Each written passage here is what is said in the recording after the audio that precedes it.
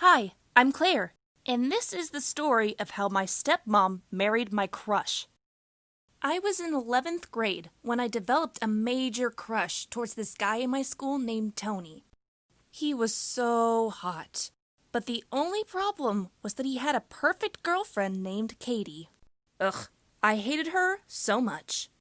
And she is super rich. Her mom was a lawyer, and her dad was a surgeon.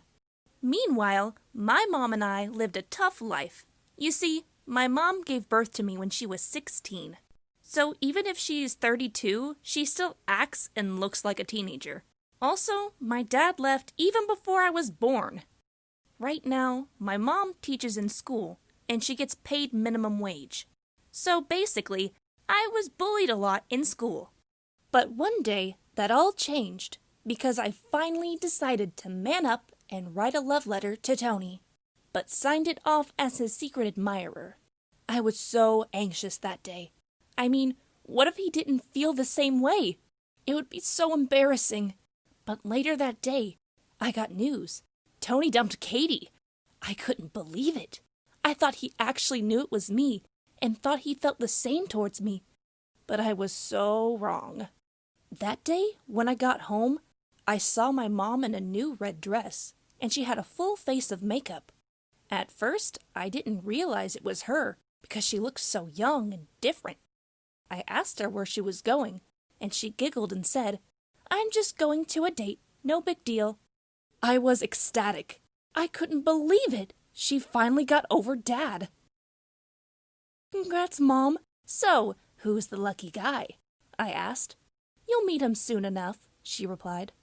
But 2 weeks later, I still don't know who this infamous guy my mom is dating.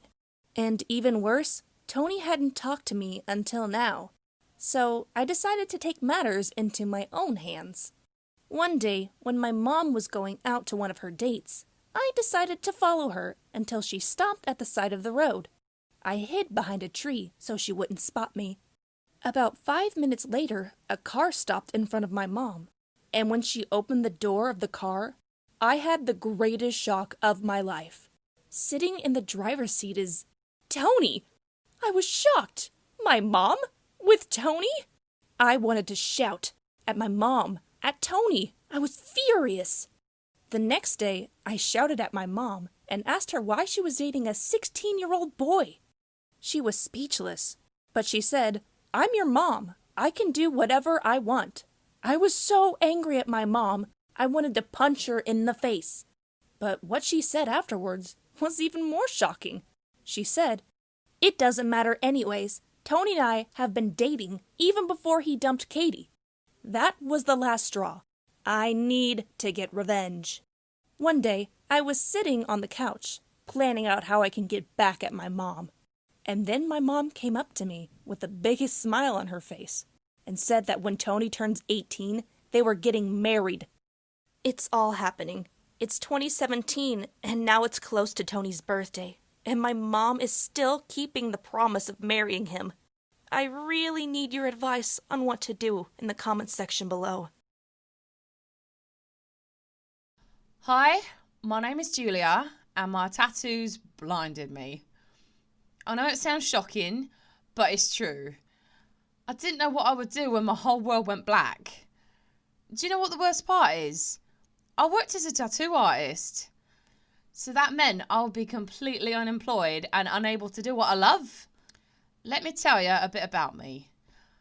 I've been fascinated with tattoos ever since I was a little girl. My dad had a lot on his arms and chest, and I loved staring at them and asked many questions. When I grew up a bit, he took me with him when he decided to get a tattoo on his leg, and I was fascinated. I have always adored drawing and had a knack for it, so I asked Dad if I could use my drawing skills to become a tattoo artist. He said I could, but that I would have to practice every single day. So I did. Ever since I was 10 or 11, I drew every day for hours. I even spent more time on it than working on my own work. This annoyed my mum to bits, so we reached an agreement. For every hour I spent doing my homework, I could spend an entire hour drawing. That's how I became one of the best students in my class. When I graduated high school, I managed to earn a scholarship into my college of choice, and I majored in arts. I spent all my time drawing and reading about what I loved, so I had an amazing time. Back then, I decided to get a job at a tattoo parlour. At first, I wasn't allowed to even touch the machines. I had to prove myself and work on my skills. So I became the shop's errand girl, running around and doing anything the artist needed me to do. After a while, I was allowed to practice on pigskin and fruits. I got better and better at it, and by the time I graduated, I was offered a full-time job as a tattoo artist. At last, I'd achieved my dream, but there was still a long way to go. I continued practicing often and worked hard to become the very best. I wanted to be well known as a talented and worthy artist. I think one of my happiest days was when my dad asked me to give him a tattoo on his back.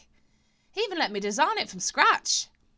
I was so proud and excited, and it ended up looking amazing. Dad showed it off to all his friends. Little by little, I began building a reputation for myself. People came asking for me, and they left happy with amazing designs. I loved my job, and happily went to work every morning. I had lots of tattoos myself, of course. Most every tattoo artist does. I cherish every single one, and it reminds me of friends and experiences I shared with them. Almost every tattoo on my body was done by a close friend. I preferred it that way. The problem was, I always wanted to try something new and different. So when I heard the idea of tattooing the whites of my eyeballs, I immediately decided I wanted to do it. I would look amazing with violet eyeballs surrounding my blue iris. I was warned about the risks of the procedure, but I didn't care. I wanted to get it done at once. So I asked around and found the very best in this new practice. His name was Tao, and he was extremely experienced. I'd heard great references of him, so I wasn't worried. The session was painful, but I was used to it. The real problem, though, began that night. I began suffering from an intense itch in my eyes, and soon it was hard to see anything around me. It didn't take long until I couldn't see at all. I completely freaked out, and my boyfriend rushed me to the ER. The doctors were shocked when they saw my eyes and immediately examined me to determine the damage. I've been doing several treatments to restore my vision since then. It's been over a month, and there are signs of improvement, but I can barely see it all for now. I really do hope that I eventually recover my vision entirely. Until I do, I won't be able to make any tattoos, and I'm really anxious to get back to work. The doctors seem hopeful. They tell me that I seem to be doing far better when they first examined me. At least the itching and burning sensations are gone. Thanks for watching. Don't forget to subscribe and check out other videos in our channel. Hi, my name's Luna. I was thinking of telling you how my son made me cry every night. Let me just tell you the story. My son left his Facebook logged on after having a conversation with someone about his sexuality, and I read a conversation that no parent would want to see. I felt my heart drop down into my stomach. It was like a punch to the gut.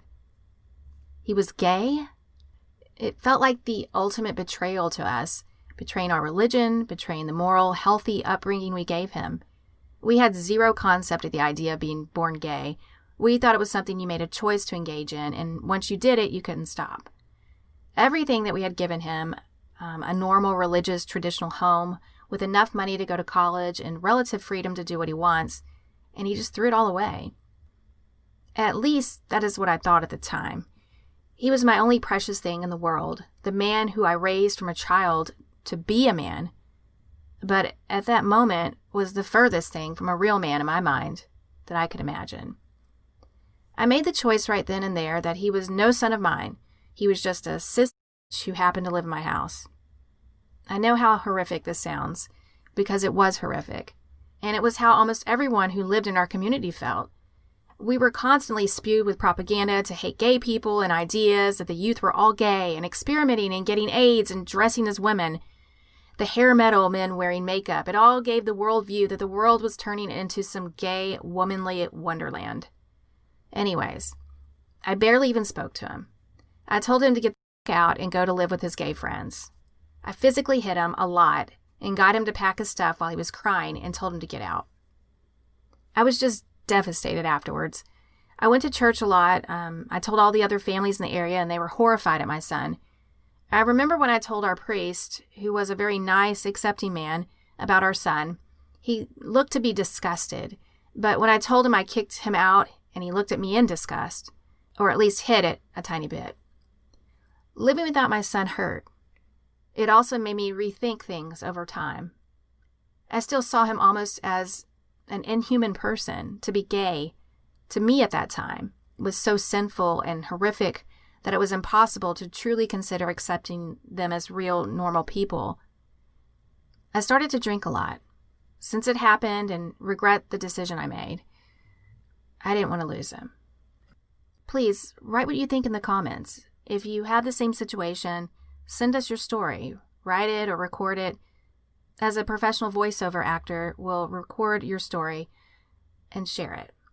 Subscribe, like, and share this video with your friends.